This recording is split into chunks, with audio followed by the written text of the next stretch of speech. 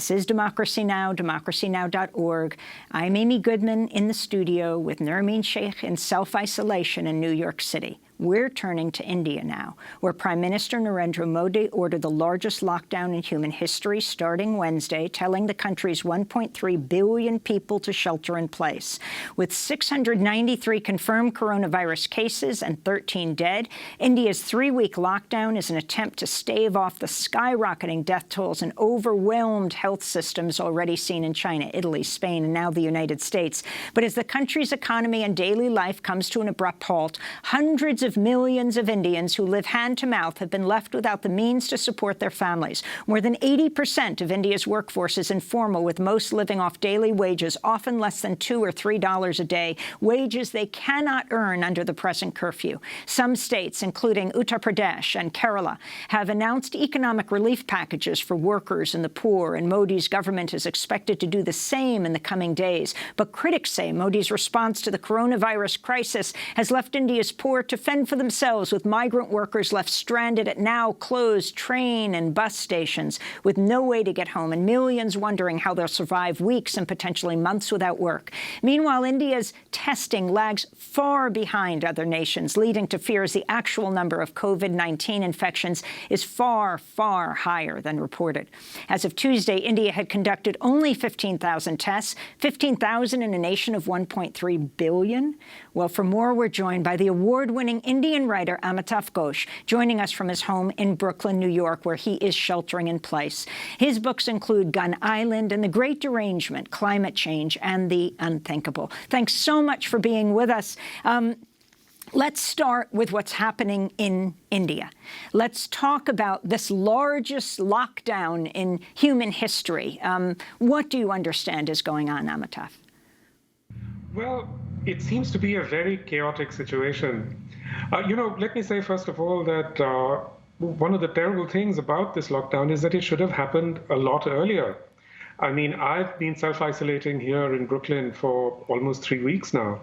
And I talk to my friends and my family every day back in India. And really, for 3 weeks, they were just not taking this seriously at all. And those signals have to come from the government.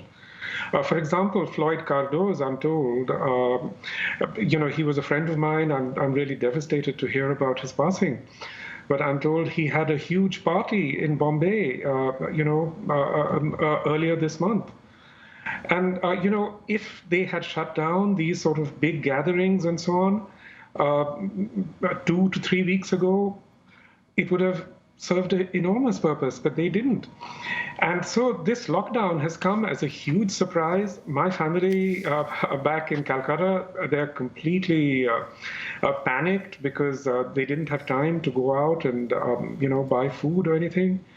So, and, that's, I'm just talking about my family. As for, the 80% of India's employment is in the informal sector, and those people are just completely devastated.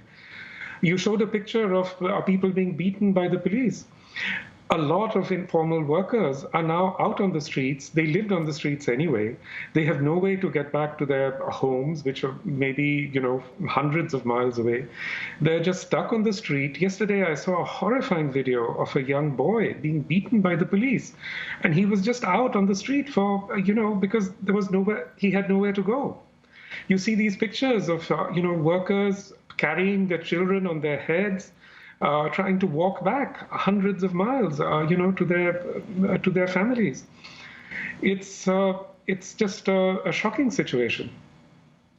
And Amitav Ghosh, what do you expect will happen now? What are you learning from your family? Because at the moment, this lockdown is supposed to last for 3 weeks. What are you hearing, though, about how long it's likely to continue beyond that, and also what provisions the Modi government has put in place, if any, for people under curfew to get access to even basic goods, food, drinking water, etc.?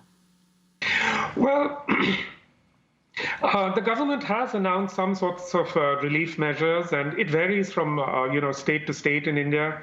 So Kerala has actually been very proactive, and they, acted very early amongst the Indian states. How effective these measures will be, I just don't know. Even delivery workers are being beaten by the police.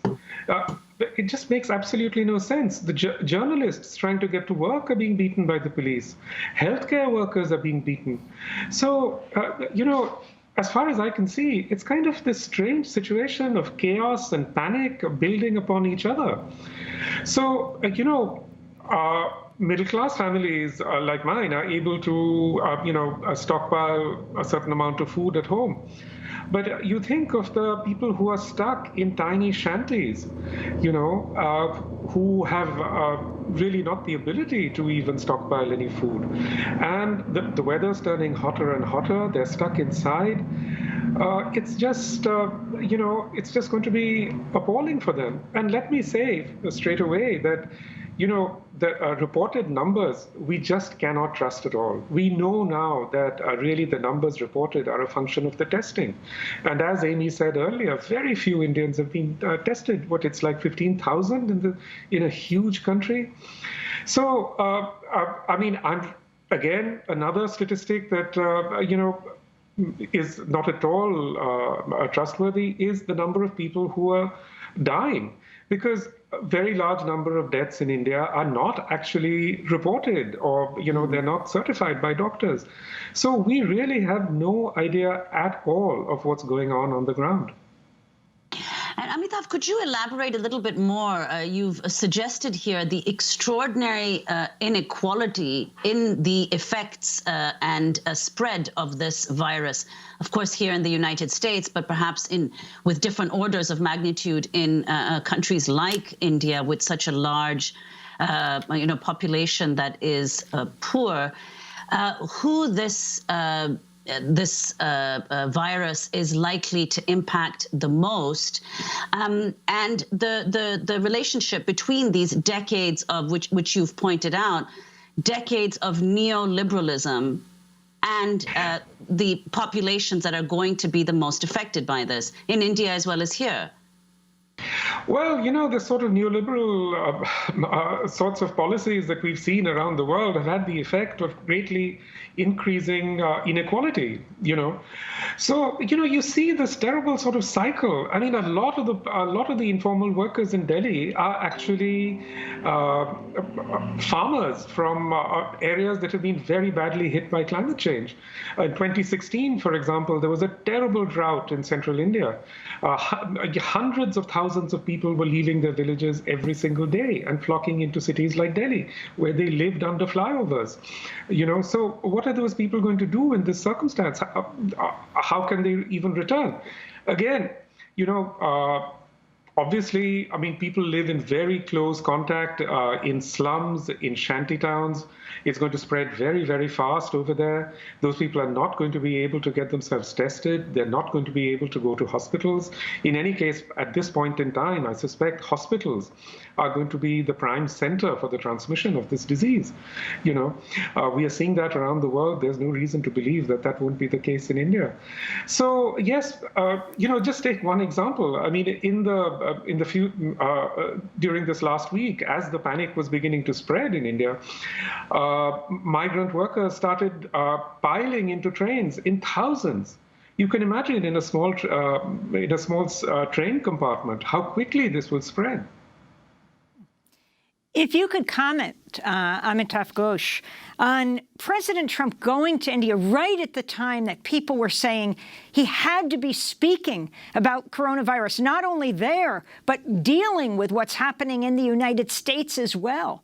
But instead, he was there at a stadium being celebrated, not saying any word when it could have made such an enormous difference. And also talk more about, your book is titled The Great Derangement, Climate Change and the Unthinkable.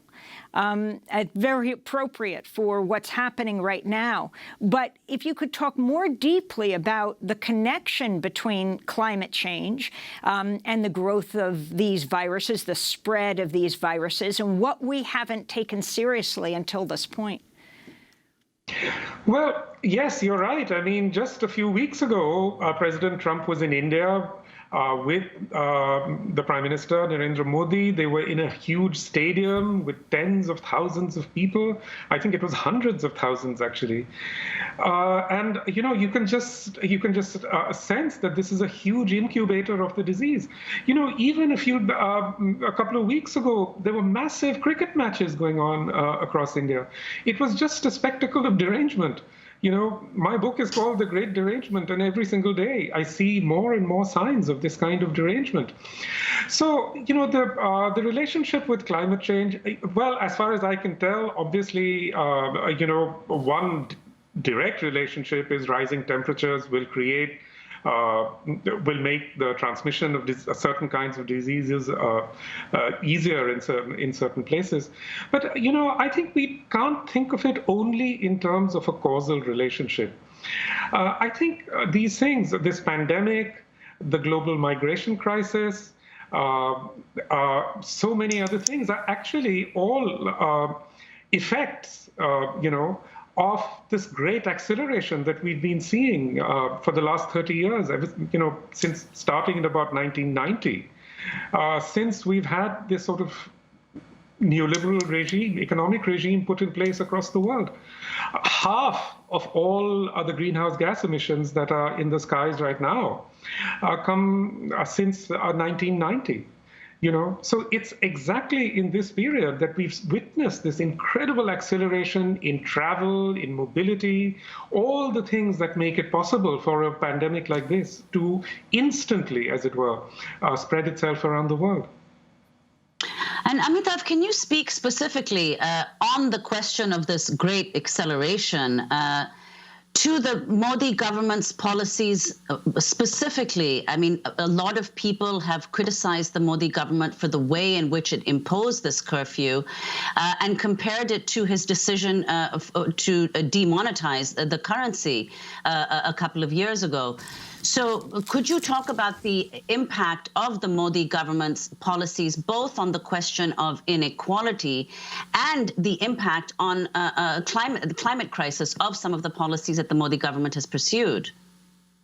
See, the lockdown announcement was made at 8 p.m. at night, and the demonetization announcement was also made in a similar way. And the demonetization announcement created absolute panic that lasted, for a long time, disrupted lives, and really rendered, the informal sector very, very vulnerable. They still have not recovered from that. So when when it was announced that the Prime Minister is going to make another sort of major announcement, already that created a kind of incredible panic. So, and apart from that, the last few months in India have been incredibly difficult. I mean, the government also announced a set of changes in citizenship laws, which has completely divided the country and created upheavals across the country. This couldn't, in fact, have happened at a worse moment. It's going to create a lot of uncertainty, a lot of panic going ahead. I don't think anyone can really foresee what lies ahead in the next few weeks, because I feel absolutely sure that 3 weeks is not enough. It's going to be much more than that. We are just seeing the beginnings of this pandemic in India. So the Modi government's policies from the start have been very anti-environmental. They've diluted the Forest Rights Act, which protected the rights of many forest-dwelling indigenous peoples. They've even diluted things like, in India we had strict regulations about building close to the sea, to the coast. There were strict regulations about leaving a certain amount of land that you couldn't build on. So obviously hotels, resorts, all those sorts of lobbies, they wanted that changed, and they were able to push through a change. You just think about this moment in time with sea level rise. And you're suddenly allowed to to build closer and closer to the sea. It's a kind of madness, And, especially the devastation that is happening in India's forests being opened up to mining interests across India. all of this is going to create absolute disaster, because we can see that, it's that kind of ecological destruction, it's deforestation that creates the conditions for these animal to human transmissions of viruses. Amitav Ghosh, we're going to have to leave it there. I want to thank you for being with us. Indian writer based in Brooklyn, where he's self-isolating, author of The Great Derangement, Climate Change and the Unthinkable. And that does it for the show. We cannot end this broadcast without a moment of joy, and that joy is that it's Nermeen Sheikh's birthday. Nermeen, a very, very happy birthday. I wish you were right here at my side so you could blow out this candle with me. But you are so important in this broadcast and represent such an important ray of hope, as do all our colleagues here at Democracy Now!, both at the studio and self-isolating, but working so hard at home. Happy birthday, Nermeen. Happy birthday, dear Nermeen. Democracy Now! Is brought to you by a remarkably dedicated group of passionate producers, videographers. I'm Amy Goodman from New York City. Thanks so much.